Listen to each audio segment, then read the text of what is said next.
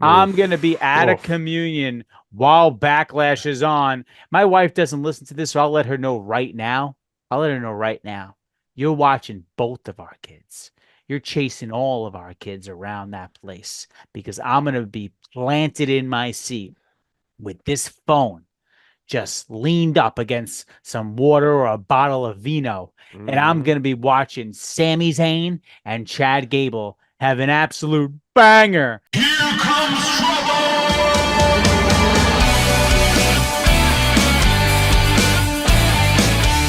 It's me. It's the Anthony Pizza G. Rolling once again with that BT double baby trouble. I've taken off the whole screen and got myself Nikki the Good, and we are the Meat Pop Express. And it is a new day in professional wrestling. Yes, it is kind of like this theme song. You see what I did there, guys? But it's a new day because we just had the WWE draft. The WWE Ugh. draft, which is one of the most scrutinized, one of the most Mhm. talked about topics for a long ass time because some people like it, some people hate it. So we're going to get into a little bit of draft talk today. We're going to talk about Backlash and whether or not it's being disrespected in terms of being a pay-per-view. I think it might have something to do with the fact that that PLE is on at like what, noon? It's at noon, 12:30, I think. 12:30 on It's a in Saturday, France, right? So we got CEST. that. We're going to talk a little bit about AEW Dynamite because I do. Because if you check my Twitter feed last night, I kind of liked the show. I kind of liked it. I thought it was pretty good. Then we got, let's talk about a little wrestling community because you guys are so fucking stupid. You guys are just so damn insufferable. And we'll get into why. We'll get into why. There's a litany of reasons, but we'll get into why. But anyway, Ben, talk to you about the WWE draft. What are your thoughts right now? So it is that time of year again where WWE makes a big deal of the draft and who's going to switch brands. And to be completely honest, who cares? Because it ever since when did the draft start? 2020, 2002, right? Yeah, yeah, around that time. 2002, Yeah. when like Bischoff was running Raw or Flair was running Raw and Bischoff was running SmackDown, whatever it might have been. That seemed like a big deal. It had never been done before, Right. right? And like and actually in that time, it was a hard split, and we had different pay per views. There was the SmackDown branded pay per views. It was the Raw branded pay per views, and we had some good rivalries, and things seemed pretty consistent. But nowadays, you have this brand split, but there's no like loyalty to WWE versus Raw versus SmackDown, I Yeah. should say. There's no like brand loyalty between those two. I think Conrad and Bischoff were talking about on their podcast Wise Choices when they said that no one says like, "Hey, I'm watching Raw." Like people usually say, "I'm watching." Did you watch WWE? Right. Yeah. Yeah. So there's no difference, right? So the, and at the end of the day, you got guys and girls jumping back and forth between brand. Whenever the story permits, someone's going to show up somewhere else because it kind of pigeonholes them, right? Like puts them in a corner if you can only have people on Raw and only people on SmackDown. So Right. you got to eventually mix them. And I know Nick, we know what you think, but let's say it again for the people. Tell us what you think about the draft. I mean, I have always hated the draft. I hate the draft. I hate brand splits in general. I think WWE's roster is so strong, though, that they can, having two shows with two dedicated rosters does help, especially with the fact that Raw is 3 hours long. Like, I get that you want to be able to build those shows every single week. I guess it might be a little bit more challenging if you just have one roster, but is it? Like, why is it that we need to have a draft? Is it marketing? Is it scheduling? Is it being able to hit multiple towns? To me, I feel like the brand split is more of a monetization play for WWE. I think that they know that they can make more money by having the brand split with marketing behind it, with being able to send different rosters to different locations Mm-hmm. potentially. I don't know, but the bigger problem for me is, and I'm not going to talk about the business because that's really not what we're talking about, like making money like WWE. I don't really care. I just like to watch what's on television. For me, they just need to find a way to make the draft either mean something or create or create the notion that this actually matters. Because really, it's just like, hey, we're just going to put people on different shows so we could have different storylines. No one actually cares, you know? Mm-hmm. Exactly. I think I mean, and if you made it so an example of like there were only SmackDown towns, right? Or there were only Raw towns, and it's the only places they went. And you created that type of loyalty between different parts of the country. If it was like a Eastern Conference versus Western Conference type of situation, it doesn't seem really feasible. We're just talking fan theory right now. I don't know, like the money making and the advertising and all that. But Right. if you had something like that where you actually created like a loyalty between one section of the country that's all SmackDown towns and one section of the country that's all Raw towns, and then maybe add something there. But I have an idea, Nick. This is what my idea for the draft is. So let me lay this out.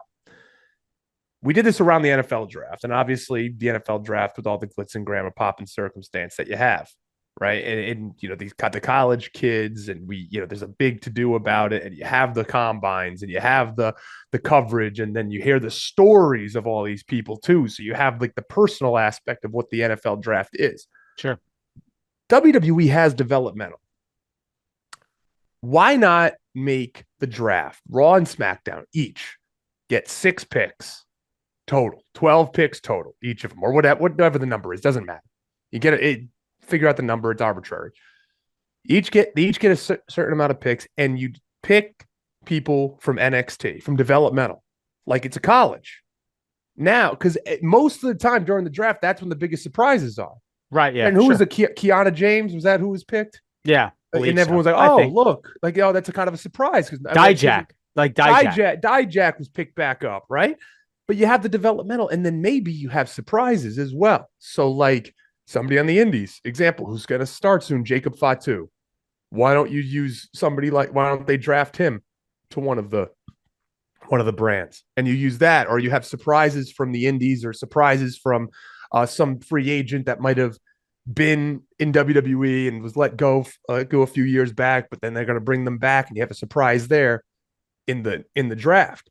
And then you do all like the personal stories and everything, and you have a camera crew go down to Orlando and talk to somebody in developmental, and you make it like the NFL draft. And maybe you have a combine, maybe you have and you have show matches, you show graphics, you show, oh, this guy's really, he might be very raw in the ring, but like, he's got a 48-inch vertical leap. He ran he ran this. He's this. He defeated this person. He beat this person. Yeah, he did this. He did that. We think then there's an analyst and there's a panel talking about it and breaking down the potential this person has and maybe who their comparisons are. Do it exactly. You got to, maybe you get somebody that's like a Mel Kiper who Brandon Walker. Brandon Walker. Sure. Yeah, Brandon Walker. Have Brandon Walker, the number one college personality, college football expert in the entire country, be the pro wrestling, the WWE draft day analyst. Yep. That's it. Let me pitch that again so I can make this a clip for Brandon. Yeah, do it. And maybe he'll actually share. Okay, here we go. Ben and I have a great idea. The WWE needs someone. They need their own draft analyst. They need someone to make this real, to make it matter. Brandon Walker is that guy. Brandon Walker is the number one college football personality in the entire country. He's also one of the biggest, nerdiest, most awkward-looking professional wrestling fans you've ever seen, who can just so happen to do really good interviews. Brandon Walker at BFW on Twitter should be the WWE's draft analyst. And that's a great idea, Ben. And Brandon should really retweet this so we get the coverage that we deserve. Retweet this clip, Brandon. But Ben, before we move off the draft, because we could talk about this forever, I think you're onto something. I think what you're talking about here is what they should do is the draft should really just be about NXT and new call-ups. If it's just 4 people, it's fine. If it's just 6 people, it's fine. Like, you don't need to call up a ton of people. But this way, you could have on the WWE Network, you could have a combine. Do an actual combine. The wrestlers don't need to know if they're coming up, but have them do a combine, matches, promos, promo class, competitions, like almost like a Tough Enough type deal. Have them do a combine that makes sense for their presentation, and then do a special where you just take over the NXT arena and do the draft live. Like, Dijak getting drafted shouldn't have been an afterthought. That should have been front and center. Holy shit, like Raw is going to get Dijak. That's really cool. With the actual draft on the main roster, honestly, just put a video on YouTube that it's just Adam Pearce and Nick Aldis. Nick Aldis in a room, and just have them draft, and the dumb marks will watch it. We just call it the shuffle. Call it the roster shuffle. The WWE roster shuffle. Whatever. Who Yeah. gives shit? Don't call it a draft because we just don't care about the brands. We don't give a shit. That's it. It's the same But thing. but I would 100% tune into an NXT rookie draft Mhm. without question. Like Tiffany Stratton getting drafted #1 overall to like a Raw or SmackDown. That's a big fucking deal. If you know if that were to happen, that's a really big deal for the women's division. But anyway, so that's the draft. That's our idea. It's $1 million. And That'd be great. Brandon Walker should be the WWE draft day analyst for our great idea that Brandon will now retweet into the masses because and take the idea and run with it like it says. He'll take the idea, he'll run with it, he'll make it all about himself. But whatever. That's on brand. We know how it goes. We're about people being in gimmick, and that's going to be his gimmick. Anyway, now moving along. So yesterday, AEW Dynamite. Last night, we're recording Thursday night, right before Friday SmackDown. So AEW Dynamite for the first time in a long time, I thought was actually pretty good. I thought it was pretty good. I thought the middle was a little bit weak. They had a few matches with Samoa Joe and the Cassidy guy that is just like, could have just had a better match or a match with a story that mattered instead of just putting Samoa Joe out there because he's Samoa Joe. I don't really know what was going on there. But I mean, they opened hot and heavy. Like they opened with Swerve finally about a week too late, but they opened with Swerve. Swerve gets attacked by the Canadian who everyone thought was going to be Kenny Omega, but it ended up being Christian. Christian, veteran, knows what he's doing in the ring. And that segment was awesome. It was absolutely awesome. Ben, what'd you think about that if you watched it? No, I caught a little bit of it, but I think that's a perfect first big feud for Swerve. Name value coming from Christian. Like you said, he's a veteran, knows what he's doing. He gets really good heat. He's been a great heel at AEW. Has a gimmick. Has a gimmick. It's something that people will tune into and they'll have a great match.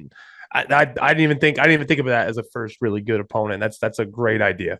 He can also talk because like Swerve's going to need time to come into his own on the mic, right? That's like he's a good talker, but I think as you see with these champions and these guys that get more and more mic time, they get better and better. Right. That's not me being an analyst. That's just that's just what it is. You get more comfortable. The more you get more people on TV, the better they get typically. More comfortable in your skin. You figure out what works. What's the crowd into, what you are, like what's your presentation that the crowd likes. You understand that. You roll with it and you play the hits, you say the certain things like whose house is it and all that is what Swerve says, and you figure out your cadence, you figure all that stuff out, and that's the makings of a star, which Swerve is slowly becoming is a huge star in AEW. Yeah, I mean he's becoming like one of the guys that they can point to and say, hey, like he's there. Also, from a production standpoint, I thought they raised their game where they had backstage interviews, they had the EVPs talking, they had the EVPs on the big screen. They weave the EVP storyline, which is the top storyline right now in AEW with the scapegoat Jack Perry. They weaved it into the entire show, and it ended with that, right? It ended with that. Did it end with a match? No, exactly. There you go. But everything's bookended by storyline. The two big storylines they have in AEW. It's almost as if everything that Ben and I say is correct. Almost. It's almost as if you dumb, disgusting marks. Ben, give me gross food. I love when we do. Give me ho-hos. Ho-hos. It's all you disgusting ho-ho munching, ho-ho hawking, bum-ass, dumb, disgusting slob marks out there that still think that professional wrestling is about what goes on in the ring. Shut your mouths. No, it doesn't. It has to do with the storyline in the ring. No one gives a shit about your chain wrestling. It's good. Ospreay and Danielson had the match. Nobody's talking about it anymore. Nobody's talking about it anymore. The greatest match of all time. Nobody's talking. It was a great match. It was an awesome match. But it ain't going to keep you tuning in every single week, folks. This is, if you notice I said folks, because Ben says folks a lot. But they ended up, they ended with the storyline. They ended with, with Omega coming back in his hometown, gets beat up in his hometown. Look at that, too. That's an old WWE thing. Get beat up and laid out in your hometown. You're not winning in your hometown, not standing over somebody, pissing on their body in your hometown. No, you're getting beat up in your hometown, getting real heat. I thought it was great. I really did. I thought it was perfect, and that's a good way to bring Kenny back and slowly bring him in. He's still kind of hurt. The commentators too, Taz and Excalibur. I'm going to put them over. Yeah, they were great. They were great. And was Shivani on the call too at the end? I didn't. bro. I think he was. I think he was. Yeah, those three. I remember all three of them. But they were great too because they added to it. They weren't joking around. They were taking it serious. Like Kenny was still hurt and Kenny was selling it great.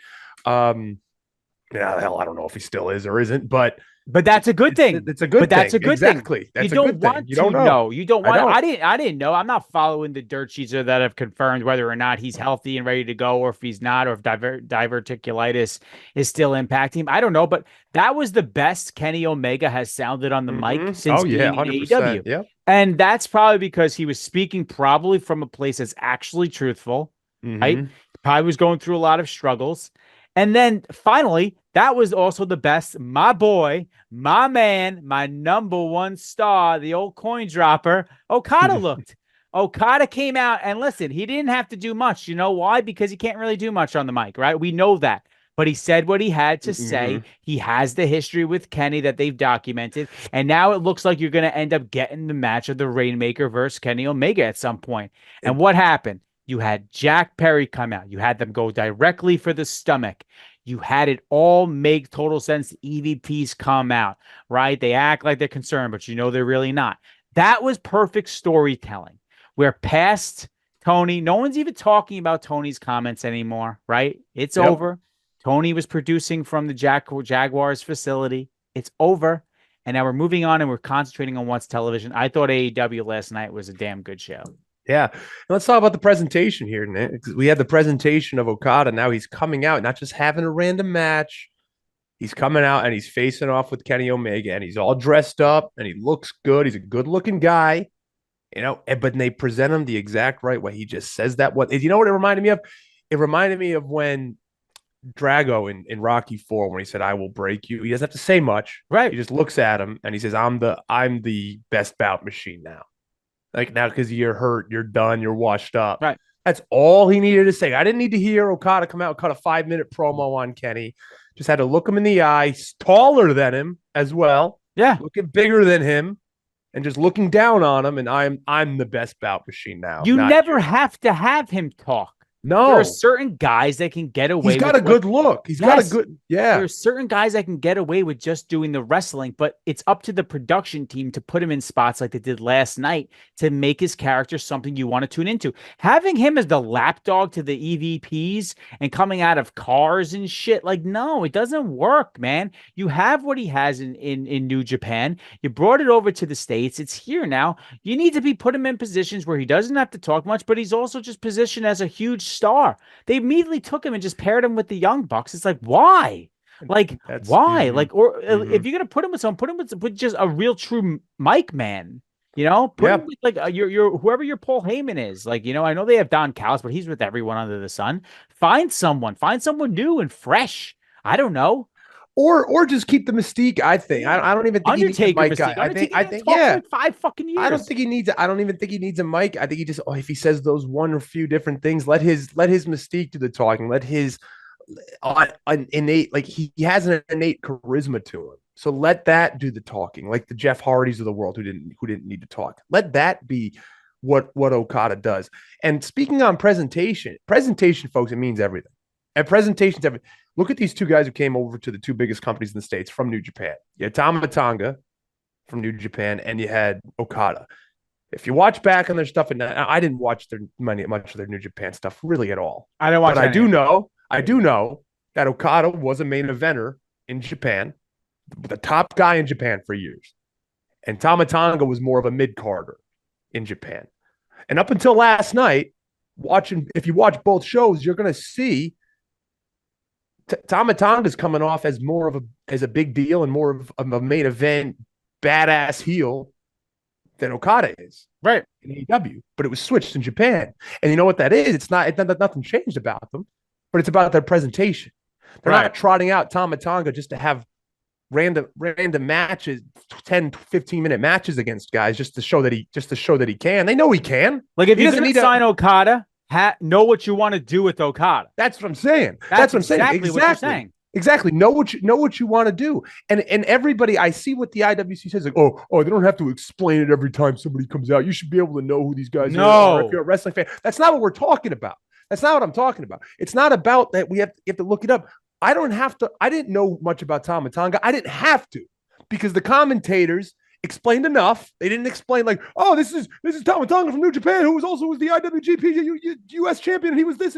No, I'm not talking about that. They don't need to go through his history. I know. Okay, he's Tongan. He's somehow related to the Samoans and Polynesians somehow. I don't know. Said they're all somehow connected. And he looks like a badass. I know what he's doing. I know why he's connected, and I know why he belongs there. And that's what I'm talking about when it comes to presentation. That's what you need. That is what you need in a new reality. It's a tough reality of the business too, right? But this goes with like work. This goes with real life. This goes with things outside of wrestling.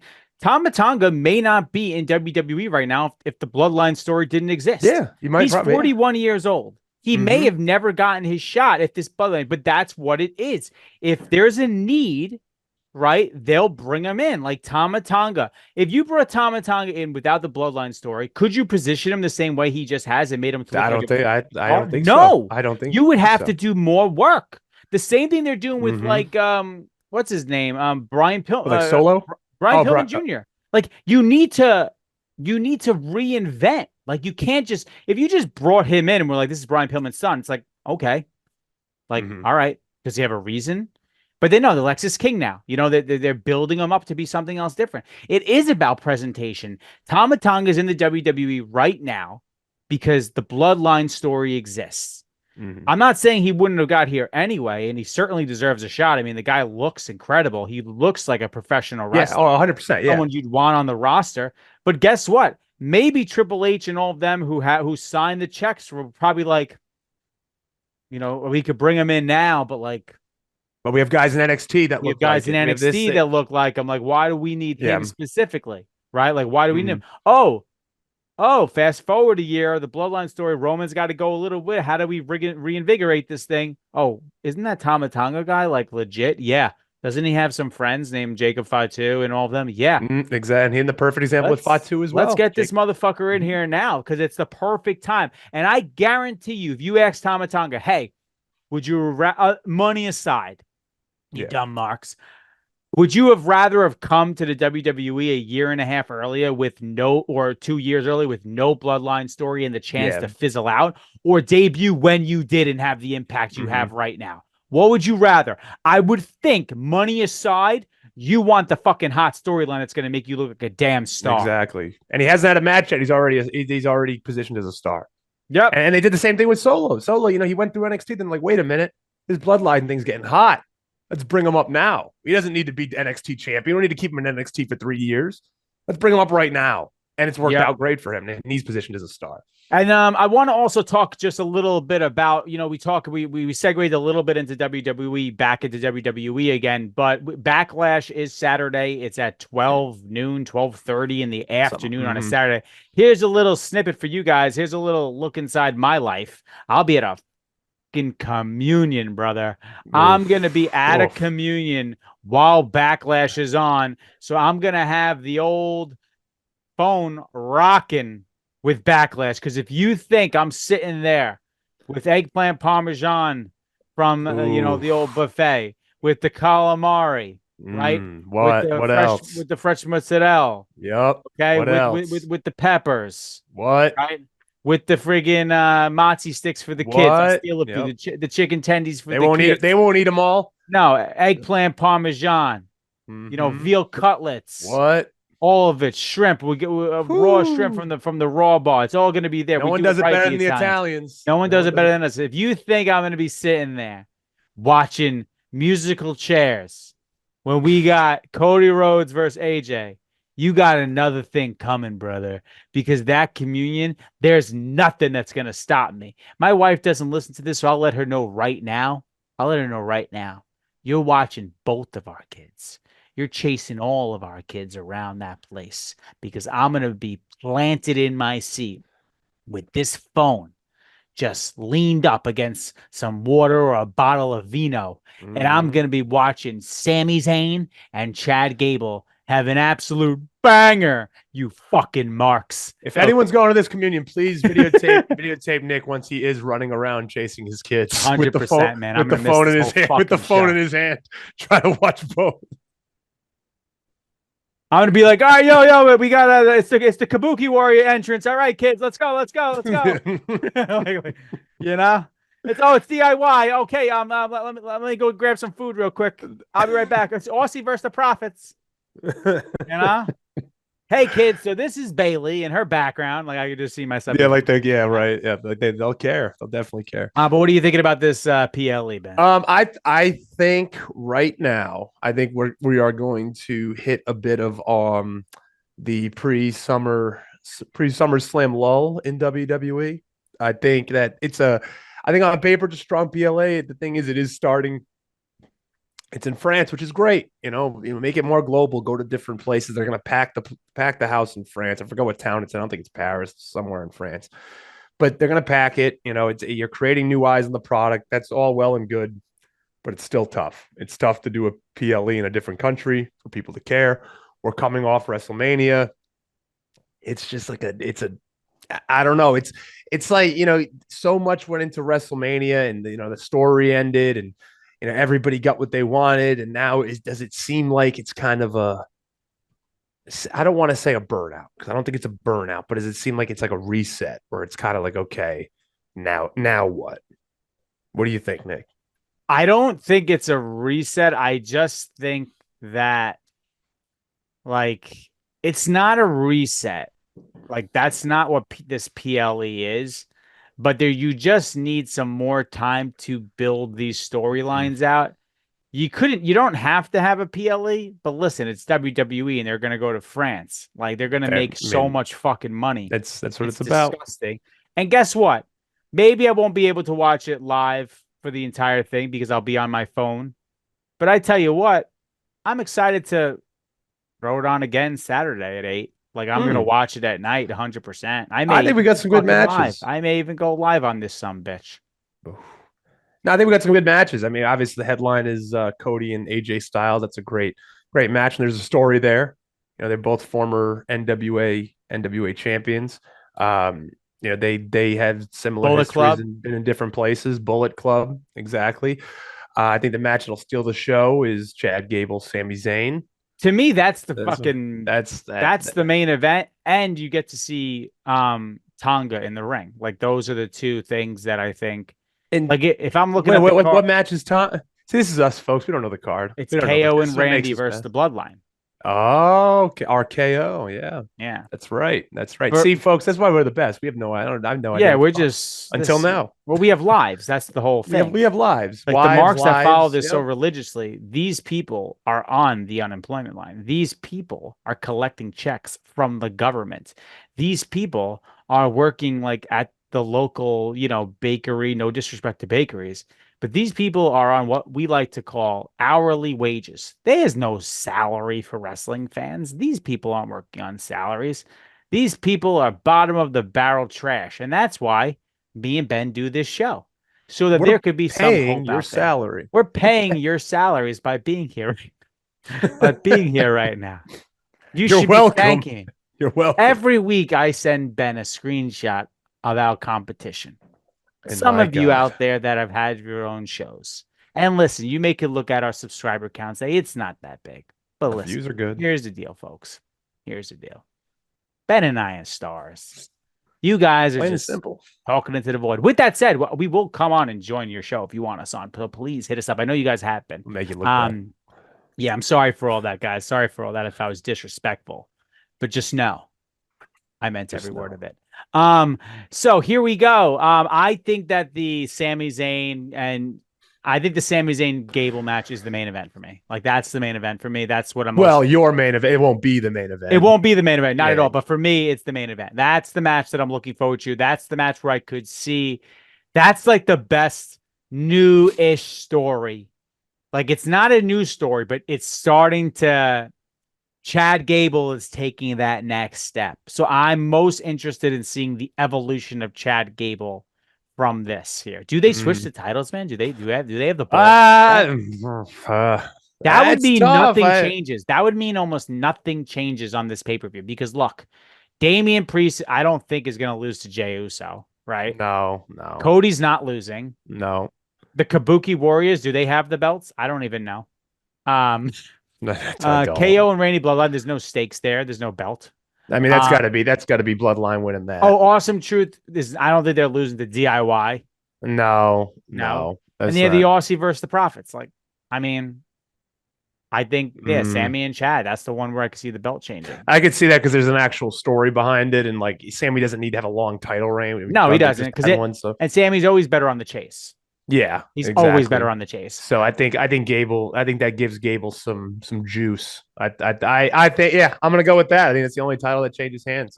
Yeah. Is there a U.S. title match? Logan Paul's not on it. I don't even know. No, Logan Paul's not on this. Okay, he's probably busy doing something with Prime, defending Prime on the. Oh, speaking of Logan Paul, yeah, woo! Logan Paul, please sponsor us. The unofficial sponsor of the Meat Pop Express. Just like, yeah, why not? Sure. Why not? I got it. I'm a fucking billionaire. Yeah, shit. To close out the show, we got to give you Mark some medicine. You guys are just arguing on the internet so badly. I mean, our guy, Sean Ross Sapp, he had a loss in the family. Obviously, he's pretty public about it. And the wrestling community is the only community that would use that. Whether you like Sean or not, whether you think he's, whether you think that he's a dirt sheet writer, or if you think he's corny, or if you love him, I think he's the most reliable reporter that we probably have. 100%. Right now. Yeah. Like he's got to be the most reliable one out of like this. Just Sean does his homework. Yeah. Sean doesn't just spew facts like some other guy that we talk about all the time. That I'm not going to mention his name because people get so upset. And he'll own it too. Like he'll own it too. He does retractions. Like he speaks on behalf of the brand if something goes out that he doesn't like. But like something happened to his cousin personally, and the wrestling community is the only community that would utilize that as a way to do nothing more than get fucking clicks and likes. And like, just losers. You guys are just such bottom of the barrel trash. I saw the Joe Bill Body, Bill Body, the Joe. Yeah, that guy sucks, dude. You stink. Bill Body, get the fuck out of here. You're a loser. And the thing is, I don't always agree with Sean Ross Sapp, and I don't either. I don't, and it's safe to say, and that's okay. I like Sean as a person. I've met Sean multiple times, and Sean is a great guy.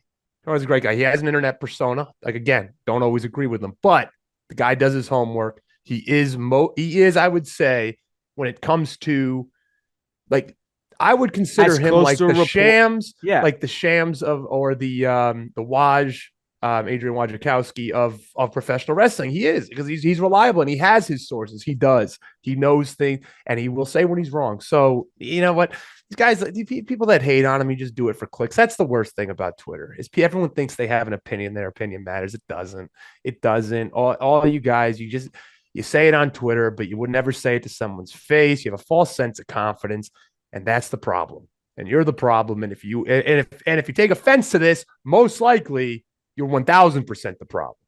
Yeah, I mean, it was just some nasty stuff, man. It was just some nasty stuff, and we joke a lot here, but that was just some nasty. That Bill Body guy, it's disgusting. Fucking sucks, dude. Just for clicks. And, like, and people have been doing that, and people have been doing that recently. What was the other guy?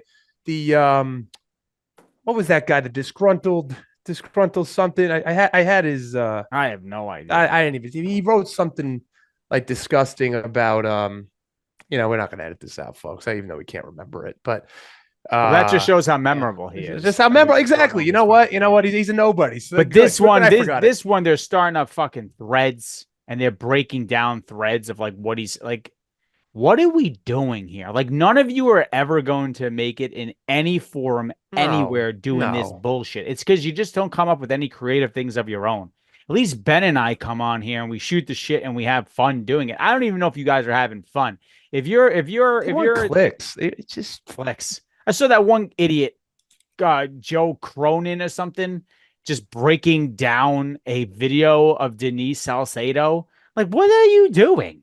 What are you doing? That guy. Yeah. Like, what are you doing? You're breaking. That's what you're doing. There's all this wrestling content to talk about, and that's what you're talking about. And here's the deal: me and Ben come on here, we talk about it because if you met us in person, we're actually like actual people. Like we are normal motherfuckers. And you would not say this stuff to us. No, you would have wouldn't. actual replies. First of all, Ben is really tall.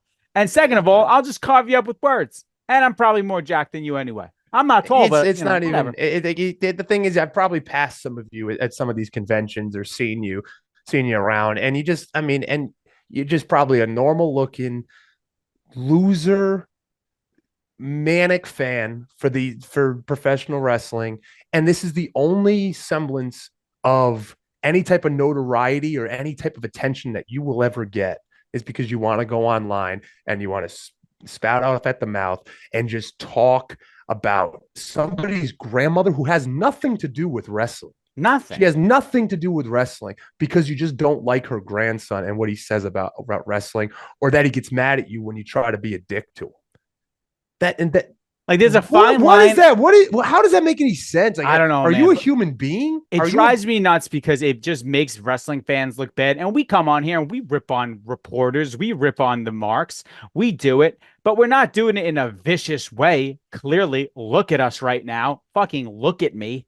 Come on. I'm 38 wearing a cutoff vest with shades on in my fucking we're in our mid to late 30s and we're childhood basement. I'm wearing a Juggalo Championship wrestling shirt, by the way, tomorrow. This is all jokes and good times over here. You guys are actually doing this, like trying to make a living or an identity off of just being trash human beings. So anyway, I think we'll close out with that positivity. Ben, do you have anything else to say? I mean, we always try to keep it positive, but when it comes to you pieces of absolute garbage, and you know who you are.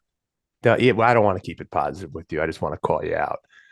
But for everyone else, keep it positive, keep it trucking, and keep the shades on because the sun never sets on a cool guy. Later, Marks.